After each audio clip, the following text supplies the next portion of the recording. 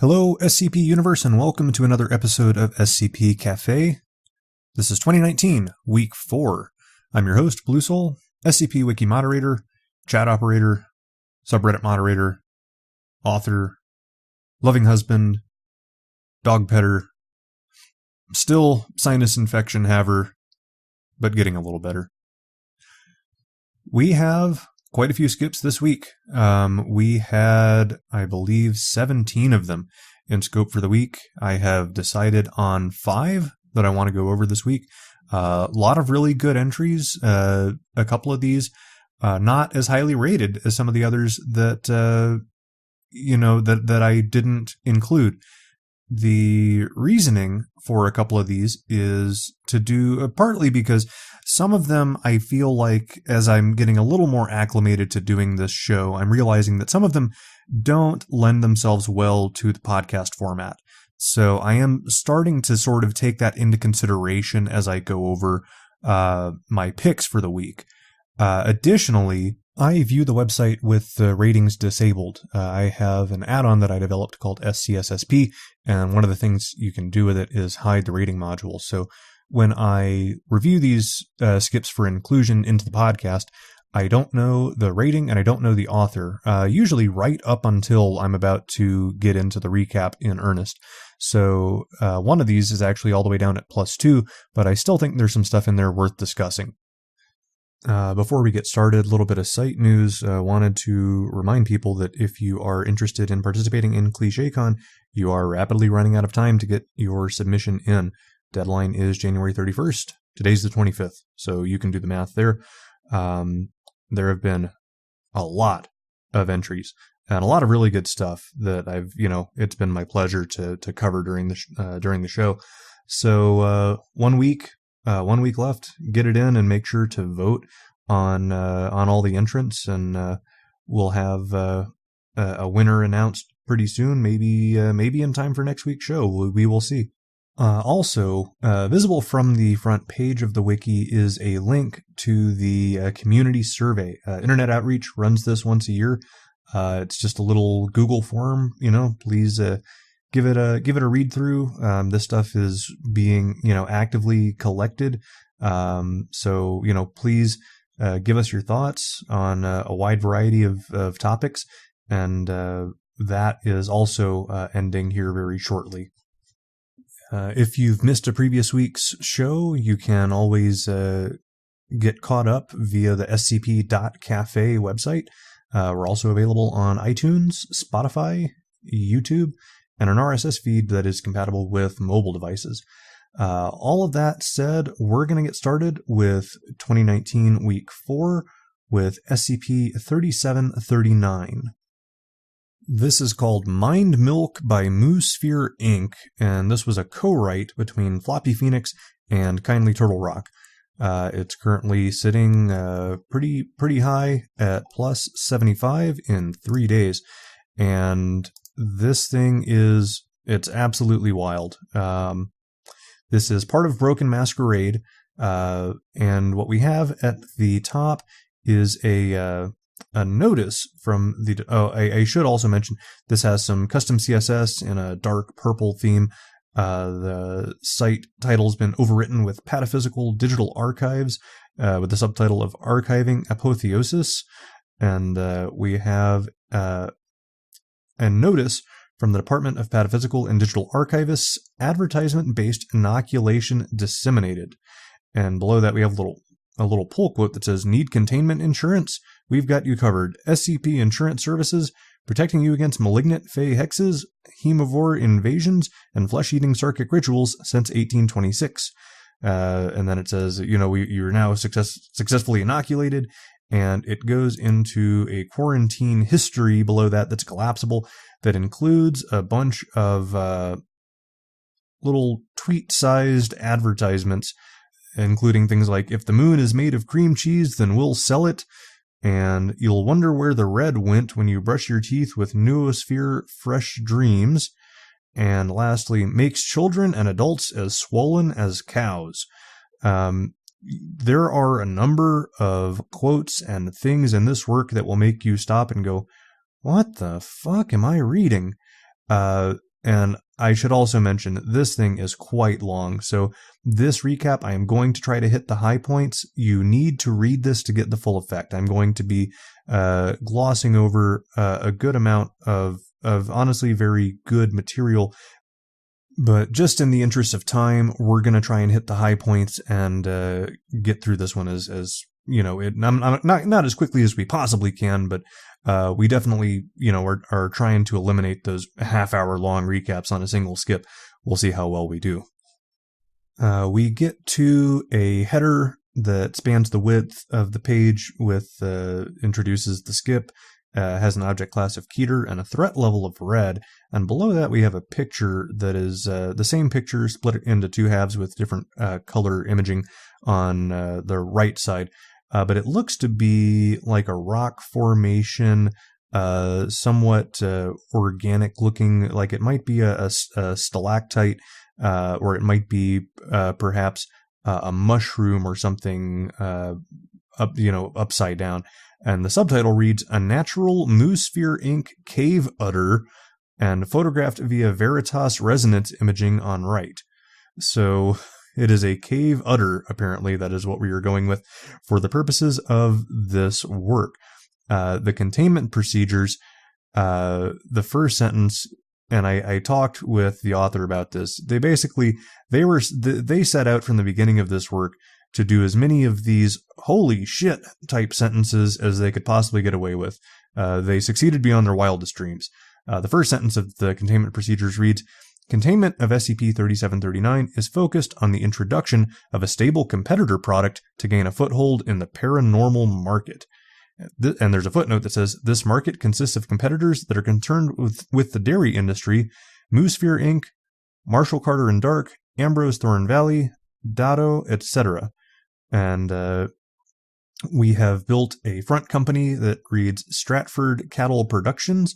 That is a link to 3787. The footnote reads that Stratford Cattle Productions is a parascientific bovine research farm and designer cattle farm. And the purpose of this front company is to manufacture and market a legally safe, anomalous dairy product. We are to distill dairy milk using bovine gene pool manipulation paratechniques and conceptual form separation, and we are to reintroduce a certain percentage back into Stratford Cattle Productions of all revenue. We go to a description that indicates that 3739 is a cognitohazardous vector spreading into human perception via hidden advertisements targeting the paranormal market.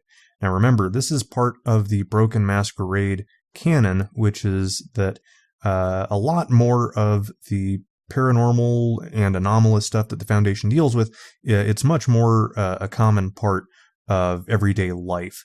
So we have, paranormal dairy farm from the sound of it, Moosphere Inc., a thought-based dairy company threatening an impending CK-class restructuring event.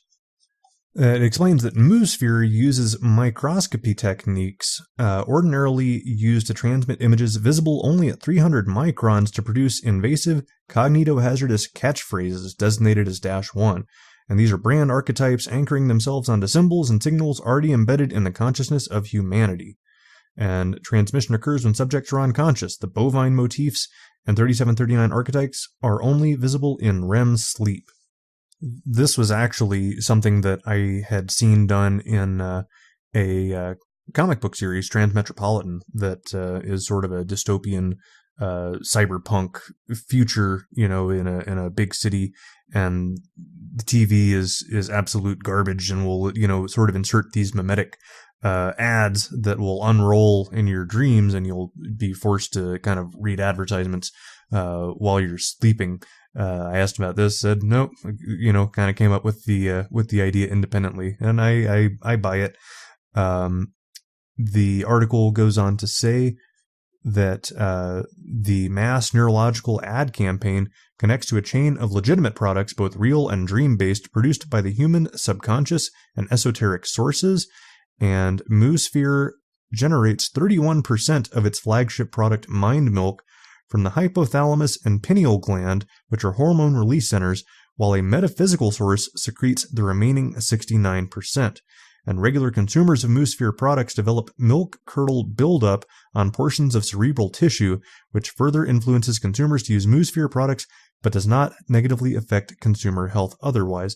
And you have a picture to the right of this that is what looks like a folded protein with that's primarily in tan or beige with blue protein sort of all wrapped around it. And this reads that it's the digital reconstruction of milk curdle buildup. So these would be sort of proteins in the brain that have milk curdles sort of binding to them. Probably not a great thing to have happen to your head. Below this, we have an advertisement, and it's a picture of the moon and a quote over the top of it that says, "Our dairy may not literally be from the moon, but there is a remote possibility that the same photons in your eyes could end up on the surface of the Mare Imbrium." Now that's what I call mind power, now available with every shipment of Mind Milk. So we go into an experiment log that they drink the Mind Milk and note any recurring dreams or motifs. And we have several archetypes, and they've selected 4 of them, but the numbers indicate there are at least 14 different archetypes that have a Moosphere expression and a Moosphere manifestation. We go on into a second addendum, the first being this experimentation log. The second goes into history, discovery, and recovery, and there's a picture on the right of a black and white photo of the Aswan Dam circa 1906. And it reads that personnel were first alerted to -1 type neural advertising during the October 1952 survey of the Upper Suez Canal, and while conducting geological testing for the Aswan Dam renovation, Suez Canal Company workers accidentally breached an underwater chamber, releasing a flow of viscous white liquid. And workers 15 meters from the Lake Nasser embankment made physical contact with the liquid, experiencing immediate glossolalia, which is speaking in tongues. Language interpretation officials identified the glossolalia as pre-Ptolemaic era Egyptian, and one person was speaking in tongues and was committed to an asylum that happened to be a Foundation-owned front. And there's a key phrase spoken that references an Egyptian goddess associated with femininity and fertility, typically depicted as a cow. And here's another one of these what the fuck type quotes that says, "A week into his inpatient stay, Mohammed lactated, flooding his room." What? He displayed no further anomalous properties over the course of his month-long psychiatric containment. So this is one of these, the tone is good, and they introduce this absolutely wild line that Mohammed lactated beat, and it flooded his room. So after Muhammad was released, he fled Egypt and escaped Foundation surveillance. We found an apartment that was abandoned. It contained publications by Freud and Dostoevsky, books on cattle farming and entrepreneurship, documents indicating plans to establish a dairy farm, and a bathroom containing 200 liters of curdled milk in the sinks, toilet, and bathtub. And this was our only indication of anything until 2014. So what was that, 62 years in between? Yeah, 62 years in between the events. So 2014, Moosphere sort of came onto the Foundation's radar via mimetic incognito hazardous advertisements. They drew a similarity to this Muhammad's behavior, and that's where we made the connection. And as of mid-2019, Moosphere has amassed a global workforce of 61,000 employees, and with anomalous control of 1% of the noospheric market share, their product manufacturing output has a capacity 100 times a company of its size. And we have a recovery log that is an inspection, and this is actually quite a long little log between a couple of Foundation agents that are posing as FDA workers and a farmhand, or perhaps the head person in charge of this cattle ranch named Gordon. Basically, this thing kicks off with one of the agents more or less bribing Gordon with some beer, and starts showing him around the place. And there's references to a guy named Dave, who used to be the co-manager of the place. He had, quote, a run-in with corporate and had to transfer. And part of this reason that the Foundation is here is that there is a missing persons report on Dave that needs to be followed up on. And this cuts back and forth, this log does, between the two Foundation agents, and we have things very quickly turn hostile within the farm, and at one point, the first agent has cognitohazardous advertisement jargon relayed to him, and the log cuts unexpectedly. The second agent is sort of shepherded into an area behind some sliding doors, and we have video, and there's an image pulled from the video of a sort of looks like a brick archway in a solid stone building of some sort, stone floors and stone walls, and another archway off to the right side. The text here indicates that it is aged concrete walls inked in white hieroglyphics, and the second agent moves forward, shining his flashlight onto dusty computers, and the camera pans downward and captures puddles of viscous white liquid on hay-covered floors and manure. A group of children are heard laughing, and the video, the guy looks, points his flashlight, and the child is visible. It giggles and shakes its head. It points with its index finger, and there is a vacant location, and the child flees, skipping across hay-covered floors and manure. The agent follows. The child darts across a corner, and the manure displays countless footprints of varying shoe sizes impressed into it. This log cuts, and then after an hour or so, unknown persons apply a hot glue gun from above view. The agent's arms struggle against 15 small, pale arms pressing against him. The body camera falls to his feet, and 17 seconds later, copious amounts of milk drip from the agent's ears. And the log cuts, and then at the end of this, we have gurgling sounds emitted for approximately 12 hours. Various moans, bovine and human, are audible periodically, and this occurs until the audio equipment runs out of battery. I'm glossing over a lot of this, but we're gonna keep going. This is a really good log, by the way. You should go back and read this. There is a thing at the bottom of it from Risa, a post-investigation notice, and it reads that when a retrieval MTF arrived at the farmland, the facilities were vacant, save for an undulating 1.7 meter wide udder, and the udder, branded with the initials MM on its lower end, emitted male vocalizations akin to sobbing, and the current whereabouts of both of our agents are unknown. Below that, we have a collapsible that says, "Warning, memetic ad quarantined." If you click it, we have a picture of two very dirty, miner-looking guys.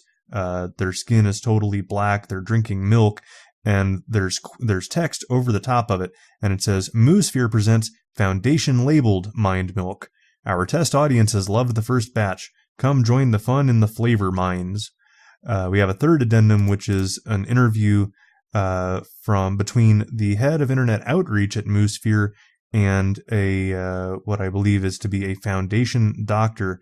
And the head of Moosphere is found in a state of unconsciousness and under duress, with intravenous pumps injecting viscous white liquids into his bloodstream from emptied milk containers.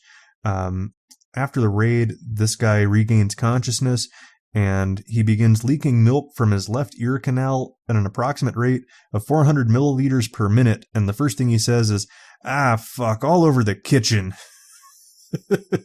So we have an interview, and it's this common, like, this is not particularly alarming to the guy, and he's like, grab a bucket, please. And he's far more alarmed that Moosphere is going to be here. They're not happy with the situation, and this is quite a dense log where they are trying to get to the bottom of what's actually going on with Moosphere. They said that Dave tried to reveal what was going on anonymously, and he thought he was protected because he had fucking NordVPN on. And the last message he sent me said that he got transferred, and he's now in a barn somewhere. And more or less that the way that this works is in this, as you get these advertisements, is at some point you get more and more tired, you fall into a coma, and when the coma hits, that means you're hired. Your subconscious isn't your private property anymore. You now work for Moosphere, and it is written in legally distinct arcana via the amygdala, drafted in emotion and fear so they can't get sued by competitors in the marketplace of ideas.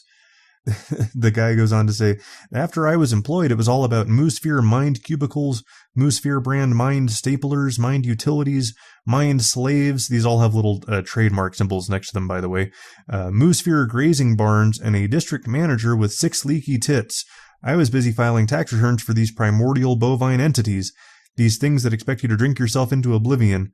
Oneroy's kangaroo court system isn't going to recognize staff mistreatment or unions if the Moosphere did it on company grounds. And they talk some more about the marketplace of ideas. I don't know a lot about Broken Masquerade. This may be an established canonical thing. But we more or less end this interview with the affected person saying, you should know there are only 2 types of people in this world, those of us who drink mind milk and those of us who secrete it. And we have an exploration log. There's another one of these holy shit quotes in here that said, on June 24th, 2019, live footage of a writhing gelatinous clump was posted to YouTube, triggering one of our AIs, and sometime after, Foundation pataphysicists detected an aberrant mass of bovine memes equal to 150,000 dairy cattle in a 640 square meter area. It's a lot of cows in not a very big space. We find an abandoned warehouse in northeastern Wisconsin, and Site 82 Command has authorized the use of esoteric materials during this mission to combat oneric and anomalous dairy entities. And we have a collapsible below that reads, Operation Lactose Intolerance. So as you click this, it then reads, Codename, How the Other Half Lives. And it's a video log, and it features 3 Foundation agents. These agents are from MTF Eta 33, don't have a cow man, and they are designated as Agents Eta 1, 2, and 3.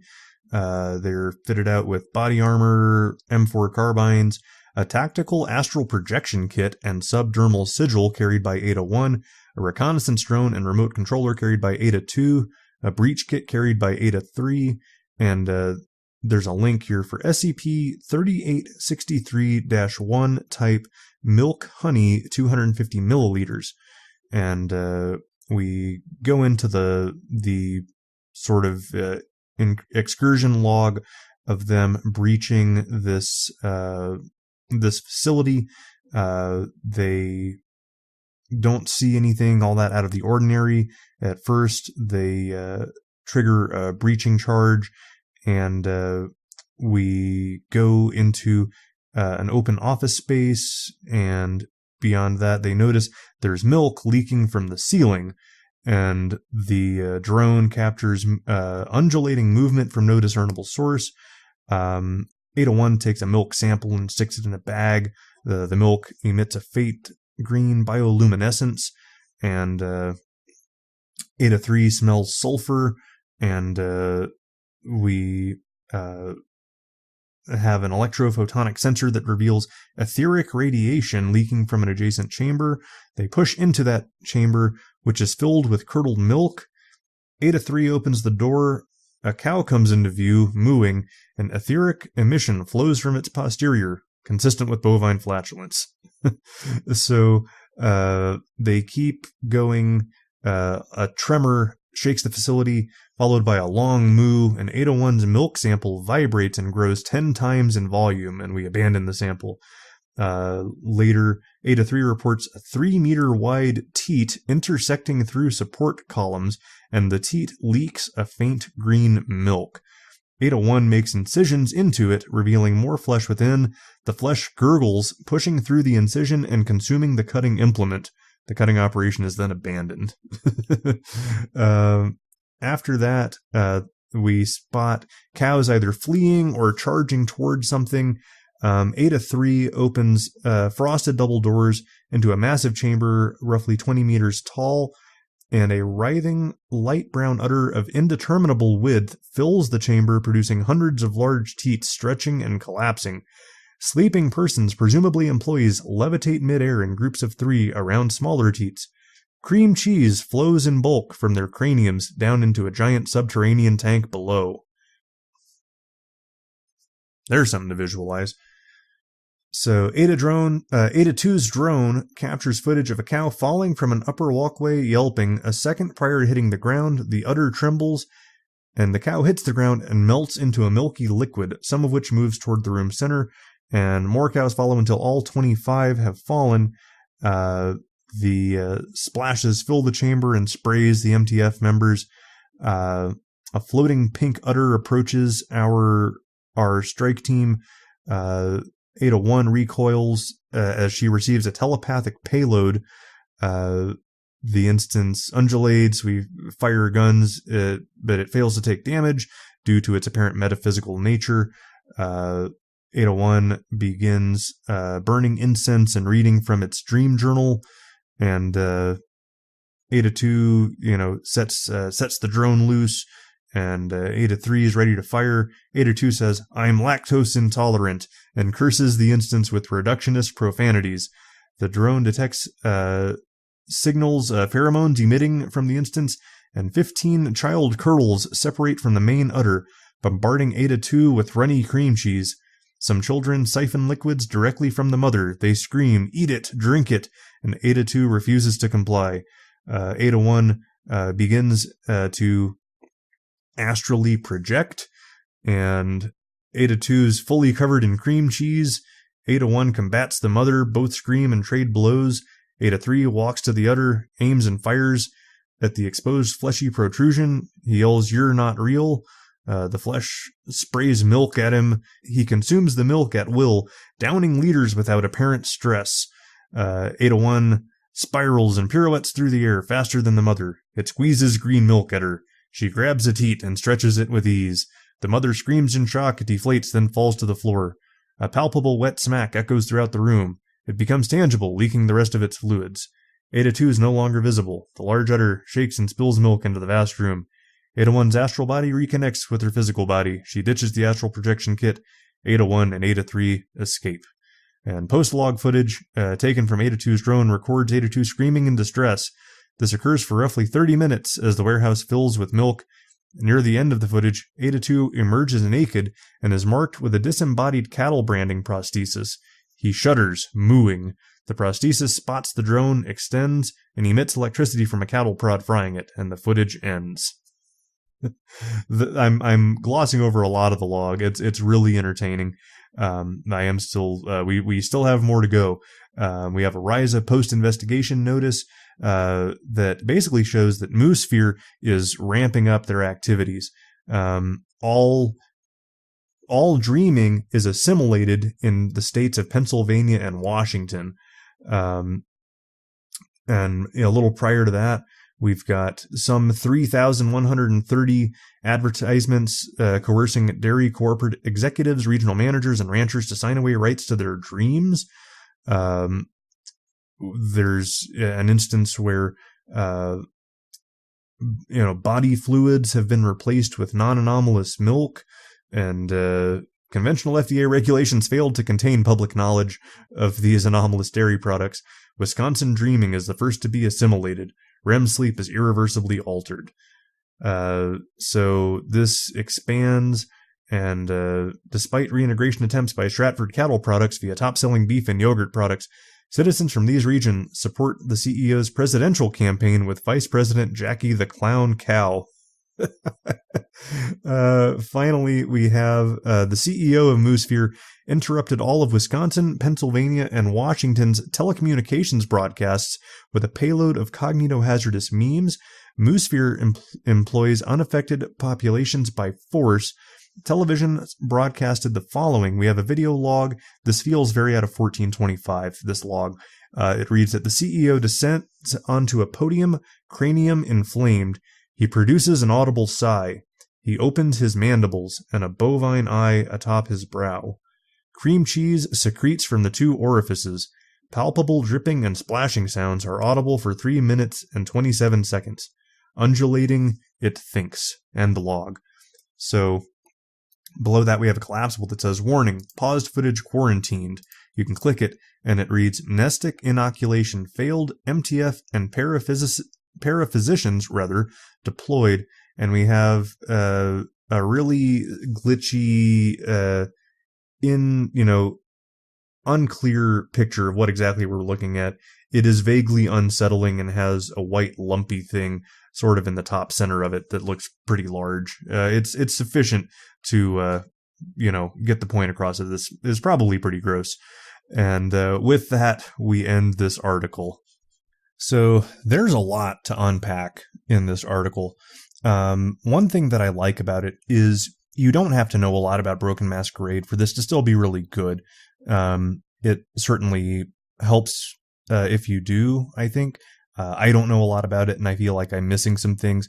But nevertheless, this is still really well done, despite that. I'm not feeling like I'm so lost that none of it makes any sense. This stands alone quite well.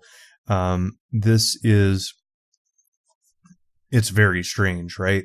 Like, this company's really, really out there, even for the standards of an anomalous company. They've built this up as a very unsettling company that is getting more powerful by the day, and a lot of things that I didn't really go over specifically, like the contents of the experimentation logs. The dialogue flows really well. Everything in this is really solid. There's not a lot I would change.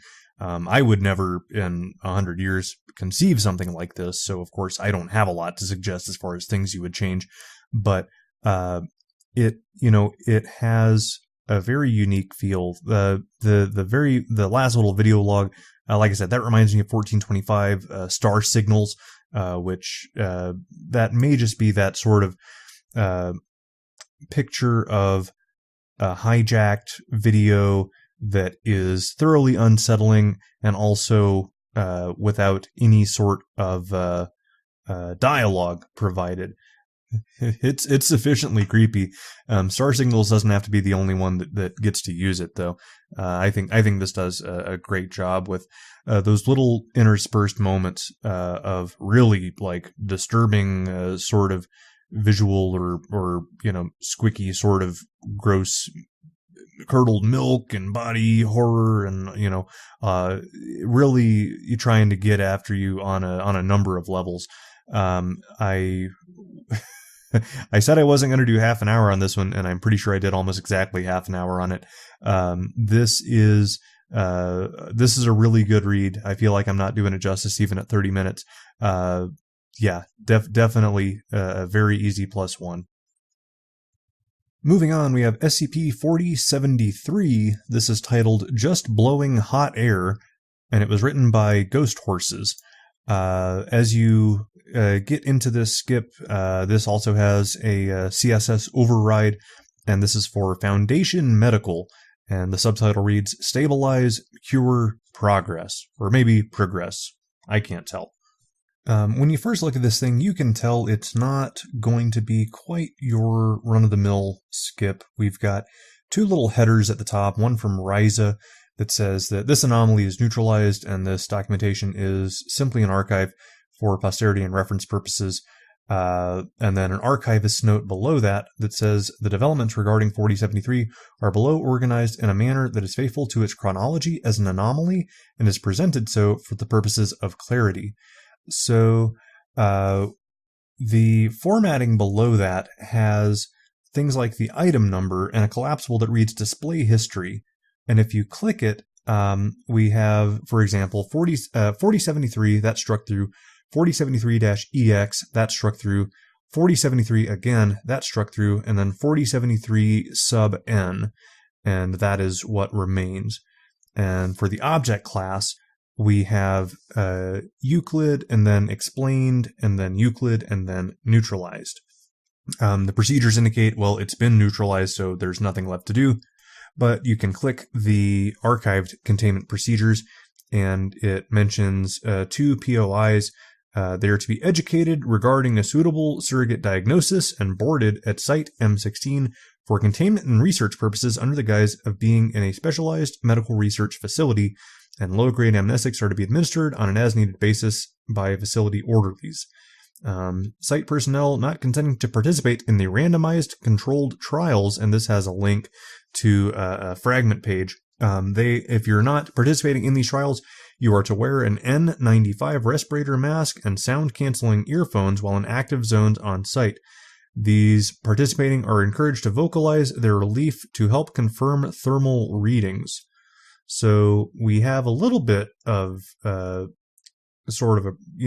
laying out a couple of things, but with absolutely no idea of what we're getting at here. If you click the link for randomized controlled trials, you are taken to a page that's titled Site M16 SCIPNet Email RCT, and this is a fairly nicely formatted letter, and this is a synopsis that we've been given the green light for a random controlled trial study, and it is fairly boilerplate that we've got patients in our facilities who pose little to no risk. We've come across a benign medical anomaly that's in need of containment.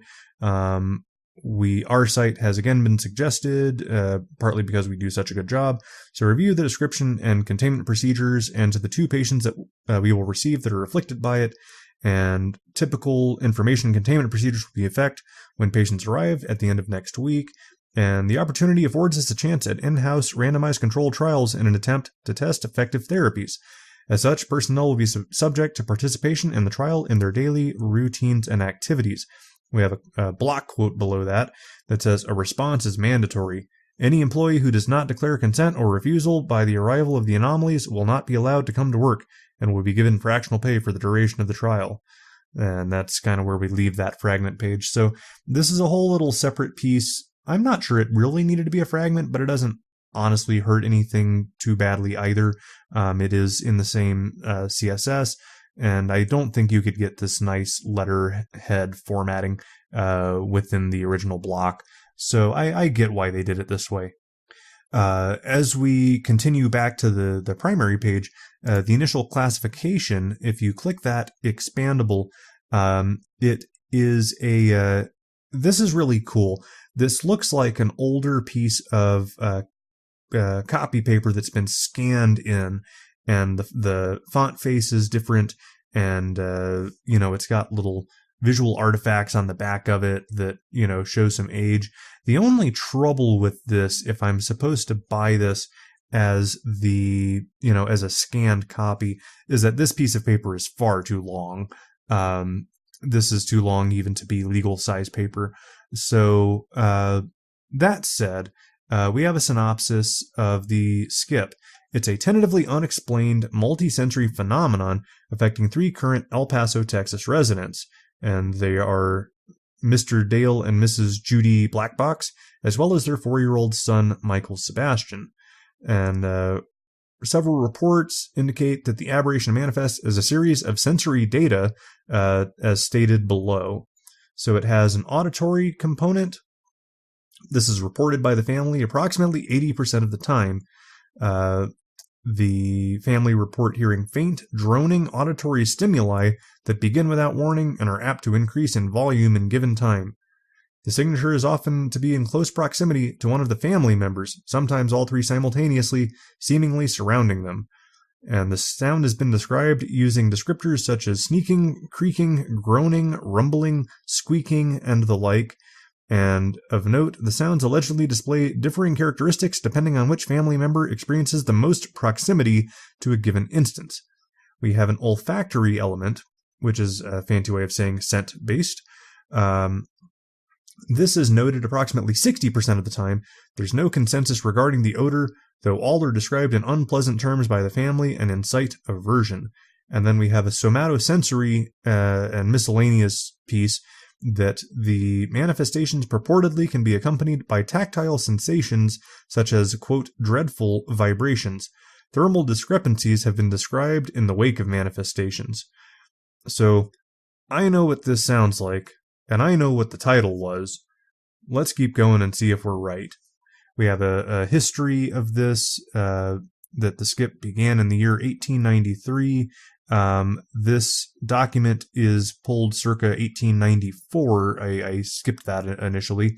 So the skip was found in Garland, Texas, and the foundation was contacted by a longtime consultant who was an exorcist, and the family had endured severe psychological stress as a result of the purported haunting, which prompted the empathy of the father after his procedure was unsuccessful. So we bring in a research team of 2 researchers, and they're masquerading as paranormal investigators, which is kind of a fun. They're from the foundation, but they're masquerading as independent paranormal investigators, just to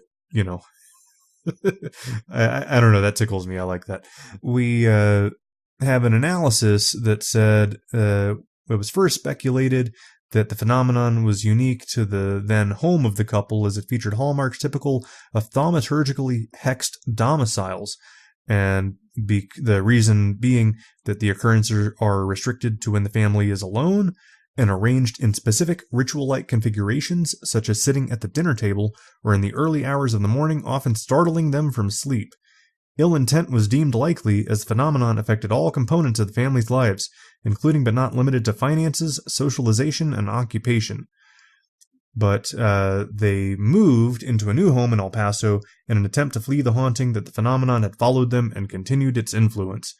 The team has confiscated the family and delivered them to a foundation facility for long-term housing. So in 1985, this is reclassified as explained, and this is a journal from one of the junior researchers who was initially assigned this. And the thing that I really like about this is dated this is actually dated 2 different dates. This says 1895, and then it also says 1885. That may be a bit of an oversight, because I don't think anything else goes quite that far back into the 1880s. So what I like about this, anyway, as I was saying, is that the tone of this letter, this journal entry, is very appropriate for the time. This would be a difficult thing to pull off. I feel like this requires a good amount of background knowledge of how colloquial English worked at that point in time. But the gist of it is that we have very hyperactive bowel sounds, audible without need for a stethoscope, as the stomach and intestine surely grappled with the heat of the spicery. Flatulence, barely recognizable as such given its timbre, started with the child Michael, but soon involved Mr. and Mrs. Blackbox as well, erupting in the dining room and concussing the walls of the home. Myself and the other agent were resistant, it seems. I take it because we had been eating this sort of cuisine regularly in the preceding weeks. And it goes on to say, I do not exaggerate when I proclaim that the event was the most ghastly display of digestive humors ever witnessed by myself or my colleague. The flatulence persisted for entirely too long, the sound rendering us incapable of coherently interpreted speech. The odor was simply and remarkably indubitable. After all this pursuit, this is no bona fide anomaly. Just hot air, remarks the old coot, although I can see why the family was scared towards death itself. So, that's more or less where we leave this journal entry.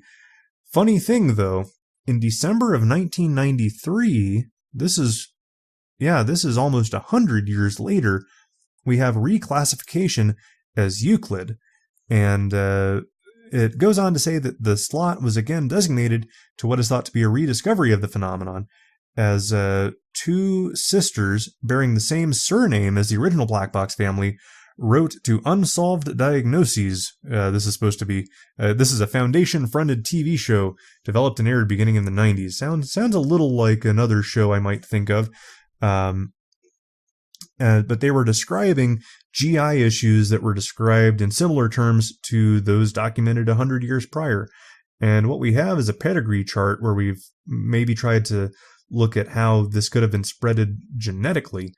And we have a new description, and it is that 4073 is a gastrointestinal anomaly wherein gaseous byproducts of digestion feature a contagious quality. We have contagious farts, folks. That's what we're dealing with. And this is all directly traced to the lineage of the first earliest known record of the immigrant that sort of kicked all of this off when they made it to America. However, approximately 85% of the populace show susceptibility to 4073 and will perpetuate its effect when detected through either the senses of hearing or olfaction. So they either hear it or smell it, and they themselves fart, and this causes a chain reaction. Foundation has deemed that this could actually cause a lifted veil scenario, but deemed that's probably not likely. But we did manage to see a chain reaction involving 83 individuals. Could you fucking imagine? We don't know the mechanism for action. We think it might be genetic anomaly being carried out by an autosomal dominant allele. We tried to quarantined the two POIs, but we decided that, the anomaly is rather benign, and the manageable number of people involved, we kind of butted heads with the ethics committee on this and decided that we have chemically contained the skip by suppressing different key messengers within neural pathways between the involved senses and the GI system. Trials were conducted as the individuals were given mitigated freedom to walk the site. We did a double-blind trial, and one of these compounds resulted in neutralization of the skip in the two POIs, as well as other people affected or who would have otherwise been affected by its contagious qualities. And we don't really know why, but it also ceased reflexive yawning in treated individuals as well. And we actually have no idea what's going on, but that kind of lends itself to believe that we know why people yawn and have the reflexive yawning. At least it's explained as such in here. And that might mean there's a non-anomalous mechanism underlying this skip. And lastly, the POIs were amnesticized and released as the condition seems to be resolved. And in January 2033, we have a designation of neutralized as the aforementioned sisters have died, and we can no longer find any additional members of the offending lineage. End article. They don't always have to be scary, people. They also don't have to be Jays. This is a great take of how you can have something that has humorous elements but is not a joke article. And, maybe it's because deep down we're all like 10 years old at heart, but the thought of a contagious fart is funny, and it's presented really well in this work. This, old-timey looking document and the old-timey writing in this journal entry, they have spent a lot of attention on getting the tone just so, and getting it just so over multiple time periods, because we go back and we've got, modern day Foundation, and the tone there is good too. So this was really, really well done. It's currently at plus 37. I think it's a little underrated there at plus 37. This was the formatting for the history up top, I'm not a big fan of. We've got conventional ways to show the history of a thing over time, even if, in all honesty, it's not likely how the Foundation would operate. But we've had those strike-throughs in place that, sort of build the history of a skip.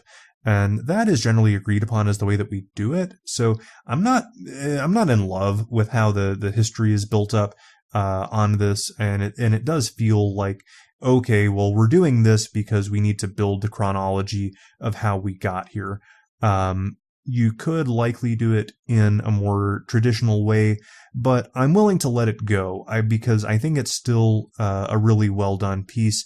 And this is, and I saw it, and I mentioned in the SCP Cafe channel, I 100% must cover memetic or contagious farts. There's no getting around it.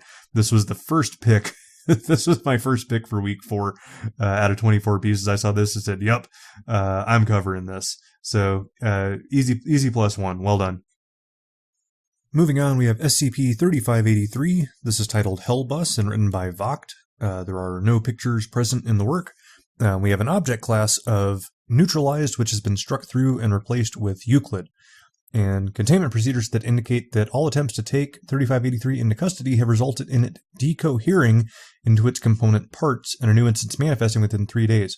So we're now focused on supervising its behavior and on information control. So we have internet monitoring bots that have been set to watch video sharing sites for copies of videos made from within 3583, and all such copies are to be taken down. The description indicates that 3583 is a school bus which displays multiple anomalous properties. The most evident of that is that it is autonomous. The driver's seat is empty at all times. An unknown force prevents it from being occupied. Similarly, the steering wheel and brake and accelerator do not respond to manipulation.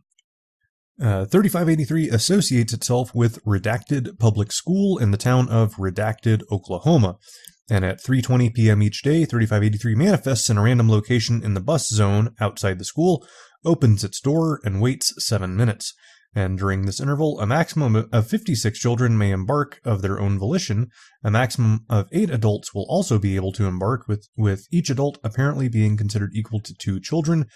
If after 7 minutes the skip does not contain its desired number of passengers, it begins to honk its horn.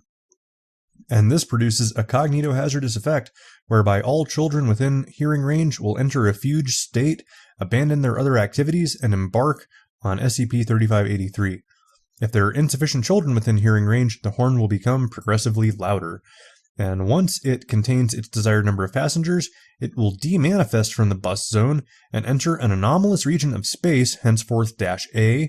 -A is recognizably based on the town of Redacted, but with multiple divergences, including but not limited to violent civil unrest, seismic and volcanic activity, frequent high-voltage electrical discharges, inconsistent gravity, building fires, predatory megafauna, open military conflict with public mass executions, and animate cadavers of varying degrees of decomposition and mutilation.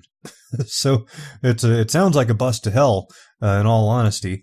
And the work goes on to say that in -A, in this alternate world, it'll behave in one of 2 ways depending on how many adults are present. If there are 4 or fewer, it will drive through this hell world until it reaches the counterpart of an individual child's residence, and then it will return to normal space, allow the child to disembark, and then go back to the hell world and proceed to the next child's residence, and continue in this fashion until all the children have disembarked. Afterward, it will deliver any adults to their residences in the same fashion, and once the last adult has disembarked, the bus will demanifest. And if there are 5 to 8 adults, it will remerge from the hell world at the sites of historic mass casualty events.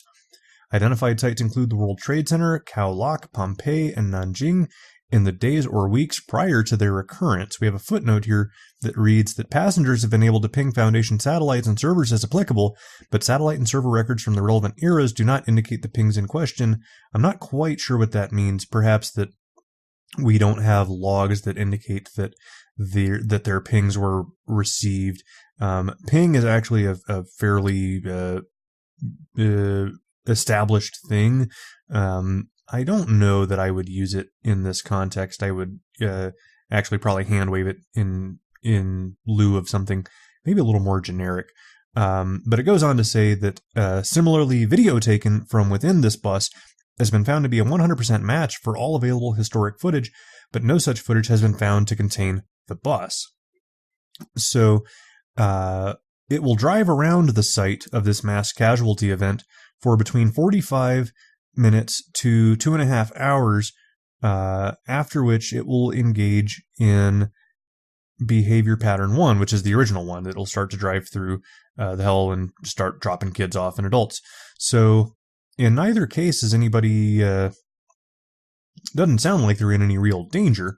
And we go into an interview log, and it's between a Foundation agent and the principal of the school, and they go into a couple things that they've tried to do, and even the principal, knows what's going on with the bus, but, they've, sent a bunch of reports to the Foundation, and the Foundation agent says, some of the kids started posting videos online, and it took us a good week to scrub them all.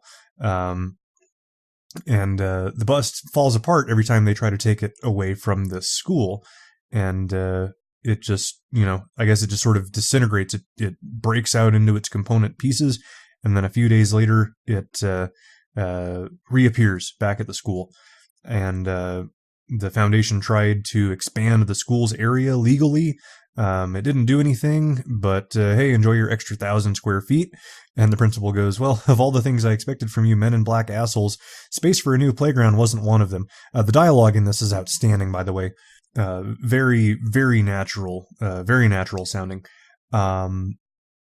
So it goes on to say that they had considered shutting the school down, but if we do that, it would just, it might just find another school. We couldn't take the risk, so we're going to embed some people in your staff to keep an eye on it. The principal says, how many?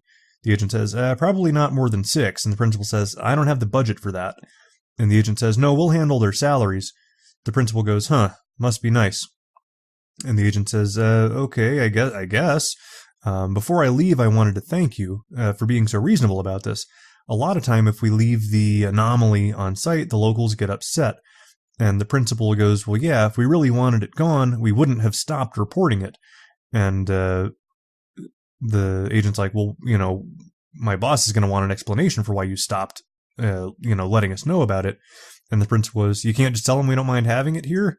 And the agent goes, no. And the principal goes, look, whatever it is, it pretty clearly wants to be a school bus, and it's not doing that bad a job. I mean, hell dimension aside, it's got a perfect safety record. Been doing this 5 years, and it's never so much as had a kid get hurt in a fight. I've had living drivers who can't say that. And okay, look, can I be honest with you? Do you realize how much a school bus costs? Just the bus, not even counting the fuel and the maintenance and the driver. With what we've saved since this thing showed up, we were able to hire a music teacher. End article. Really, really enjoyed this ending. It is, this thing, it does not appear to be malevolent in any way. It's scary, sure. I mean, if you're a kid having to go through this hell world, that they apparently, they see it, they take video of it, but at the same time, it gets them where they need to go totally safely. And it's one of these that you're going to, I'm going to think about this one for a while, because it does a lot of things differently for most of the work that I see. One thing that I really like about this is that it does, pretty actively subvert your expectations. It manifests in this hell world, and they've, Vogt has done a good job of laying out all of these, terrible things that these kids are exposed to visually. And, it's got 2 different behavior patterns, but in both cases, everything's actually just fine. I really like this. This does a lot of things really well, and not terribly long. We covered it fairly thoroughly. Very easy. +1. Very solid work. Moving on. SCP-3871. This is titled Dr. Wondertainment's Allegorical Anomaly Annihilating Assault Automaton. It was written by FM Dev. This has an object class of safe and no pictures to be found. 3871 is to be kept in a secure containment locker in Site-77's safe SCP wing. And when it's being interacted with, all personnel in the area must ensure that no objects considered anomalous by 3871 are being worn or carried in the open unless it's necessary for testing purposes. SCP-3871's definition of anomalous is exceptionally vague, so personnel are advised to display as few non-essential objects as possible in its presence. And the description indicates that it is a sapient, 0.4 meter tall steel replica of a GOC Mark III ultra-heavy engagement chassis, commonly referred to as an orange suit. And it is colored primarily in blue and lime green, save for the suit's pilot, a small human figurine which is entirely pink. And it has the words, Dr. Wondertainment's Allegorical Anomaly Annihilating Assault Automaton printed in black text upon its back with a small golden W just above. This automaton apparently possesses a lot of features that are similar in function to the orange suit, but significantly scaled down and altered to be less hazardous, including a replica M2 Browning heavy machine gun installed on the right arm, but it fires small plastic pellets using compressed CO2, 2 missile batteries installed in the shoulders that fire 16 Roman candle fireworks, 20 small firecrackers installed across 3871's surface, I'm imagining like a bandolier, and an AV cognitohazard generator that emits sounds and holographic imagery that, when perceived, causes the viewer to express desire to purchase products from Dr. Wondertainment. This is very much a Wondertainment item. I really like this already. So the skip is normally inactive unless it comes into contact with anything it deems anomalous. That causes it to enter a rage state and attempt to destroy the object. And should it be unsuccessful in doing so, a voice will play from its speaker requesting reinforcements. We haven't actually seen any reinforcements ever show up, and the voice from this skip is an exceptionally high childlike pitch. The work goes on to say that 3871's definition of anomalous does not only apply to actually anomalous objects as the Foundation knows them. Any object or phenomena that it perceives as being unnatural, even when perfectly in line with all known laws, will cause it to enter this rage state. So we go into an addendum of testing logs, and it includes things like a couple of anomalous items, one of which is a quarter that will always land on its side. The skip immediately sprints towards it and grabs it, twisting and bending it, while saying that it is an abomination of probability, and the quarter is eventually torn in half, and then into quarters by the skip, who threw the pieces to the ground and returned to its idle function. We then have a plastic toy helicopter that, when its propeller is spun for 10 seconds, will ascend and begin flying in circles for 25 minutes. And the skip is placed in the room with it, and it starts firing with its missile batteries and hits it, and it made it crash into the wall and then fired a bunch more Roman candles at it, causing the toy helicopter to melt. But then an unintentional test involving a doctor's non-anomalous wristwatch, the doctor forgot to change his watch in accordance with daylight savings, and the little robot begins struggling in the doctor's hands, stating that his watch was from another time, and it swung its arm at the doctor's watch and shattered it, causing him to drop the robot onto a table. The watch was broken, and the robot returned to an inert state.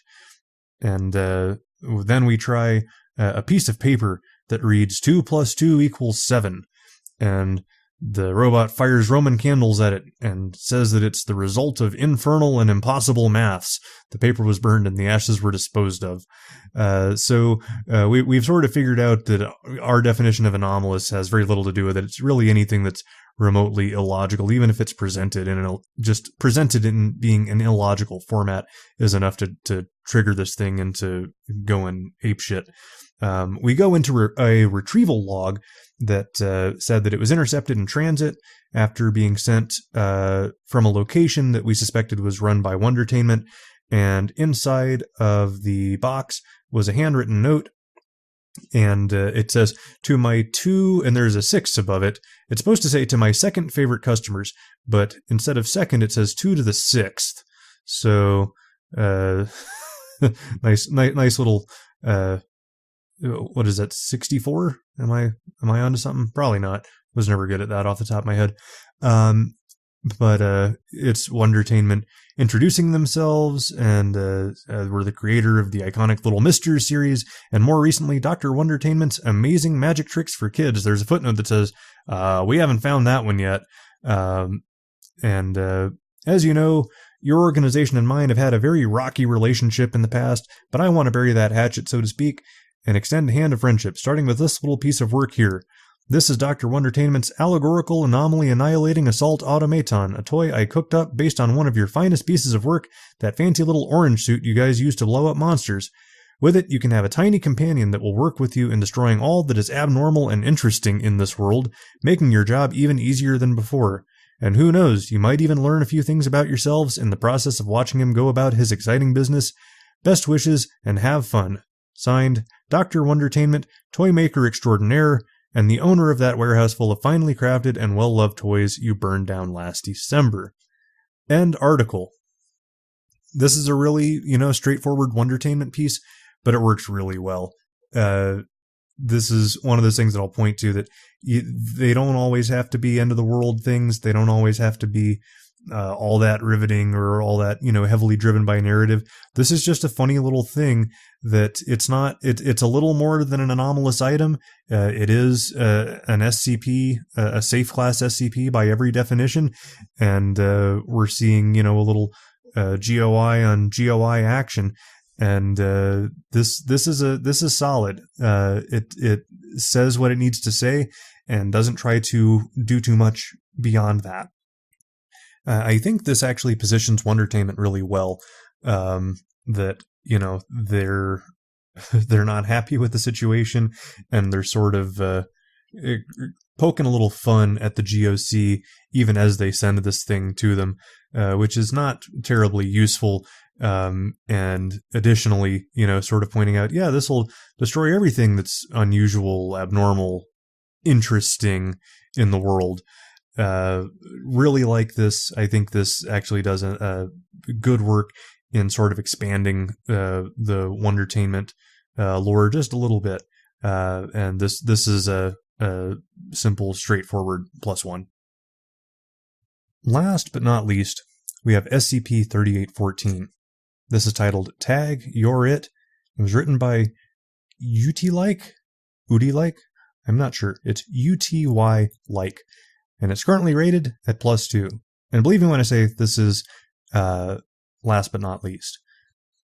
I'm going to tell you right up front that the reason, or part of the reason, this thing is currently only sitting at +2 is because it does have some issues with tone. It does need a little bit of work. But for, what looks to be a first-time effort, this is quite a bit above average. What we have is an object class of neutralized that struck through, and it says Euclid, and special containment procedures that initially say that it's been reclassed as neutralized, and that's all, former class was safe, and it's all struck through, and now it's been reclassed to Euclid. So neutralized, then safe, then Euclid, and we have an incident report to cite as well, 3814/2. And it's currently contained in the D-class cell block of Site-91. The role of the -1 is to be passed between D-class personnel indefinitely. Current -1 is forbidden to participate in any tests until they are no longer -1. Should any higher personnel become -1 by any means, they are required to pass the role to a member of the D-class personnel as soon as possible. The original procedures indicated that the skip had been confined to Site-91 and must only be passed to personnel currently working there. In the event that the skip should be passed beyond the borders of Site-91 due to evacuation or other eventualities, it is to be brought back into the facility at the earliest opportunity. The -1 is required to wear an approved item distinguishing them from other on-site personnel. This item will be passed on to the next -1. No subject is allowed to stay -1 for longer than 24 hours at a time. And the description is that SCP-3814 is an anomalous game of tag. I saw where this was going in the procedures, and I'm not let down. I wanted to see where they went with this. The currently tagged subject, from here on referred to as -1, experiences a mental compulsion to tag any nearby individuals. The strength of this effect increases with time, and after approximately 24 hours, most affected subjects begin to claim that it is almost impossible to resist this compulsion, and can attempt to tag others even in an inconvenient or dangerous situation. In addition to this, -1 will not experience any such compulsive tendencies towards the previously tagged person. After the skip has been passed on to another person, all effects it had on the -1 will cease. No other effects have been observed, and that is struck through. And it says, see Incident Report 3814/2. So that's the second mention of it.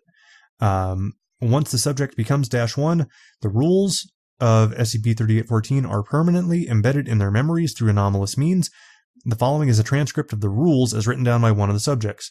1. To tag, you have to touch the person and say, "Tag, you're it." 2. You cannot tag the person who tagged you. 3. The tag must be passed on. We have a little bit of backstory.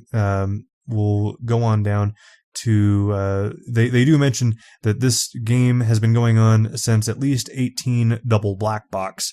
There is an incident report that on June 11th, 2005, -1 was killed during an experiment with a black boxed skip, and it appears that the doctor in question had overestimated their ability to resist the compulsive effect of 3814 and attempted to tag a D-class personnel during the test, resulting in her death. It doesn't expand upon it because we are dealing with a black box skip.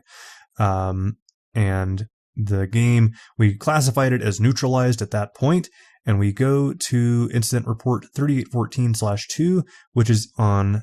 Oh, I'm sorry. I am used to reading these in American date formats. This is in the rest of the world date formats. So not June 11th. This is November 6th. This is part of why I'm a big fan of using the ISO standard whenever possible. 4-digit year, a dash, 2-digit month, a dash, 2-digit day. Do that and you'll never be confused on what month or day it is. So we have the second incident report that approximately 24 hours after the doctor's death, the doctor was sighted at Site 91 lying unconscious in a hallway leading to staff dormitories. Another doctor called site security to aid him in relocating the doctor to the on-site infirmary. A medical evaluation didn't find any abnormalities in the doctor's physiology, and what follows is an interview between the previously deceased doctor and the who is Dr. Arlington, Dr. Lisa Arlington, I should say, and Dr. Erwick, who is the doctor that found her. And there's a little bit of dialogue between the two of them that I can't remember. I don't remember anything about what happened or how you found me or anything. And Erwick says, "Well, we thought you were dead." Arlington says, "Well, I clearly survived." Erwick says, "No, you didn't." "What? You died, Lisa. We have no clue why you appeared this morning." And neither of them speak for about 20 seconds.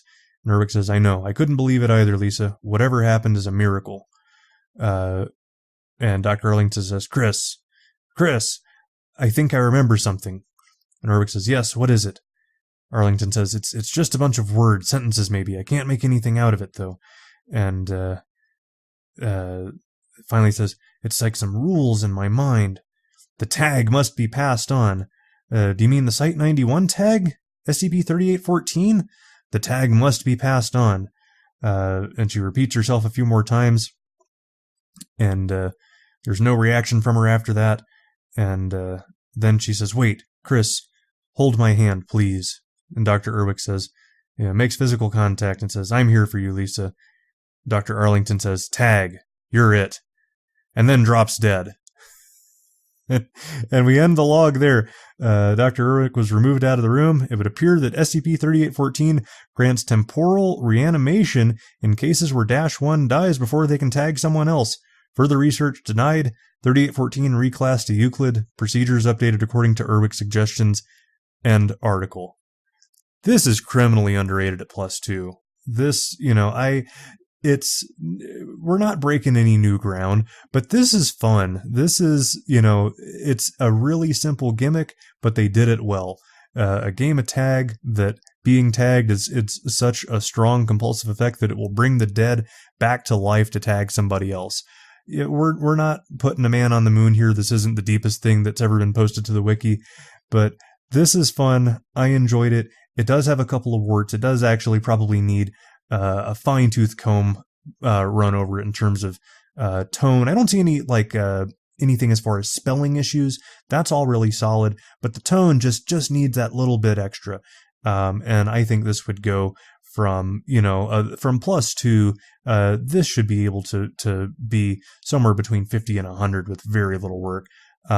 This is a +1. I'm bringing this to +3.